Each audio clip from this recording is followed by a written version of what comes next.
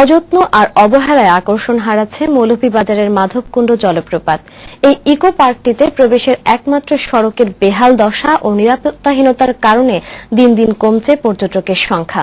মৌলভীবাজার প্রতিনিধি শেখ সিরাজুল ইসলাম সিরাজের রিপোর্ট, জানাচ্ছেন আহাদ মাহমুদ।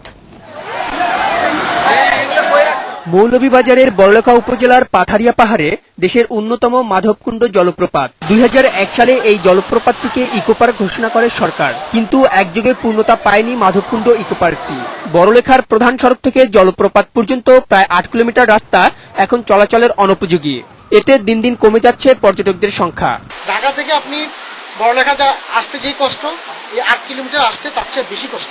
বয়স্ক কিংবা বাচ্চা নিয়ে অনেক কষ্ট হয়েছে, মানে আমাদের অনেক কষ্ট হয়ে গেছে যে এত সৌন্দর্যের কারণে এত কষ্ট করে আসলাম, কিন্তু নেক্সট বার যদি চাই কিন্তু আসতে ইচ্ছে করবে না এই রাস্তার কারণে। পর্যটক কমে যাওয়ায় এক্ষেত্রে রাজস্ব আয় অনেকটা কমেছে বলে জানালেন জেলা প্রশাসক।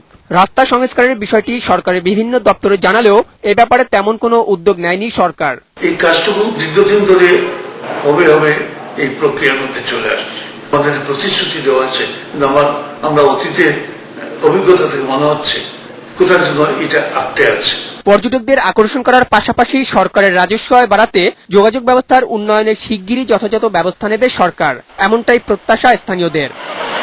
ডেস্ক রিপোর্ট, বৈশাখী নিউজ।